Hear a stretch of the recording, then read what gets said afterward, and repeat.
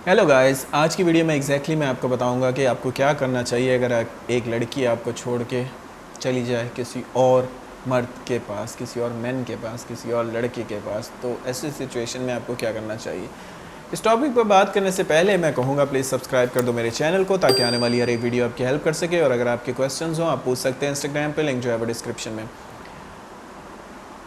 I know ये बहुत hurt करता है, बिकॉज ये आपकी ईगो पे आके पंच लगेगा और आपको रियलाइज़ होगा कि यार मैंने इसके लिए सब कुछ किया और इसका सिला मुझे ये मिल रहा है। और स्पेशली जब वो कहती है कि वो पर्सन ज़्यादा बेटर है और तुम में ये खामियाँ थी और ये एक्सेप्ट करना बहुत मुश्किल है। बट इसको हमेशा पॉजिटिव लाइट में लेना चाहिए, ठीक है। अगर आप इस पे नेगेटिव हो जाएंगे तो आप कभी सक्सेसफुल नहीं हो पाएंगे, कभी खुश नहीं हो पाएंगे।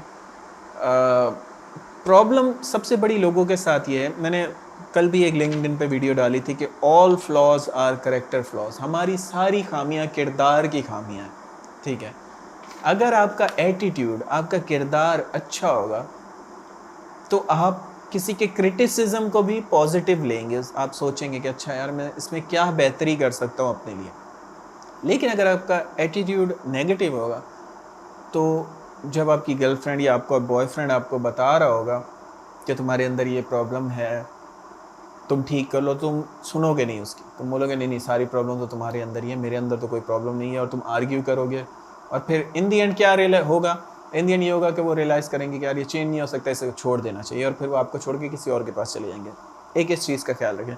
दूसरा, अगर वो किसी और के पास गई है, चीट किया है तो चीटर की तो कोई माफ़ी नहीं है। आप मेरी कोई भी वीडियो उठा के देख लें, पहले दिन से मैं एक ही बात करते हुआ आ रहा हूँ कि चीटर की कोई माफ़ी नहीं है। हाँ, आपके रिलेशनशिप के बाद में वो रिलेशनशिप में किसी और से गए हैं तो वो अलग बात है, बिकॉज साइकोलॉजिकली में भी आप उनसे अटैच हैं और आपको लगता है कि उनकी नीड, मतलब उनको आपको बताना चाहिए था ये चीज़ें। लेकिन लड़कियों का दिमाग ऐसे वर्क नहीं करता, वो जो फील करती हैं वो वैसे एक्ट करती हैं। तो अगर उसको फीलिंग हो रही है आपसे डिस्टेंस, और 2-3 हफ्तों से शायद बात नहीं किया, 1-1.5 महीने से, और वो अब किसी और से बात करने लगी है, ऑफ कोर्स ये भी ह्यूमन की नीड है, इमोशनल कनेक्शन। तो आप उसको फुली ब्लेम नहीं कर सकते, ठीक है। आप इसमें 50% आपका भी हाथ है इस सिचुएशन तक पहुंचाने का। क्योंकि अगर आपका रिलेशनशिप अच्छा होता है, अट्रैक्टेड होते आप अभी तक, तो वो शायद आपको ना छोड़ते। तो इसलिए मैं अक्सर लड़कों को कहता हूँ कि अल्फ़ा मेल रहा करें, अपने ऊपर वर्क किया करें, कम बात किया करें, अपने अंदर पैशन अलाइव रखा करें। लड़की के आने से अपने पैशंस को साइड पे मत किया करें, ठीक है। अक्सर लड़कियां बोलती हैं मुझे कॉल करके, सर वो पहले इतना अच्छा लगता था मुझे, पहले वो मेहनत करता था, काम पे सही से जाता था, बुक्स पढ़ता था, अच्छा था, पॉजिटिव था। अब वो हर टाइम बस जान जान जान करके पीछे पड़ा रहता है और काम नहीं करता अपने ऊपर, और लेज़ी हो गया है और बस हर टाइम इन्हीं चीज़ों में पड़ा रहता है। सेक्सुअलिटी की ज़्यादातर बातें करता है ये वो। तो लड़कियां इरिटेट होती हैं। आप इस चीज़ को समझें, आपका भी कसूर है, हर टाइम उनका कसूर नहीं होता। आई नो आजकल के दौर में लोग धोखे बहुत ज़्यादा देते हैं, अवेलेबिलिटी बहुत ज़्यादा है लड़कियों को, 100 मैसेजेस आते हैं डीएम में उनके। मान सकता हूँ उस बात को, लेकिन कुछ परसेंट आपका भी कसूर है। अगर आप अल्फ़ा मेल रहेंगे तो चेस करने वाले तो उसको बहुत मिलेंगे, फेसबुक, इंस्टा, हर टाइम उसको मैसेजेस जा रहे हैं, स्नैपचैट पे, व्हाट्सएप पे। लेकिन अगर आप थोड़ा डिफरेंट होंगे, आप चेस करने वाले नहीं होंगे, आप कुछ बनने वाले होंगे, उसको लगेगा कि यार ये कुछ डिफरेंट है, कुछ बन सकता है, तो आपको चेस करेगी। वो शायद दूसरे इंसान के साथ रिलेशनशिप में चली भी जाए, दिमाग उसका आपकी तरफ ही अटका रहेगा कि यार वो कहाँ है, क्योंकि उसमें पोटेंशियल है, वो कुछ हो सकता है, कुछ बन सकता है, वो कुछ डिफरेंट है। और लड़की के लिए सबसे बड़ा नाइटमेयर होता है, उसकी दुनिया हिल जाती है अगर आप सक्सेसफुल हो जाए, ठीक है। अगर उसने आपको छोड़ दिया और उसके बाद आप सक्सेसफुल हो गए, ओए होए होए, उससे बड़ी तबाही नहीं है उस बेचारी के लिए।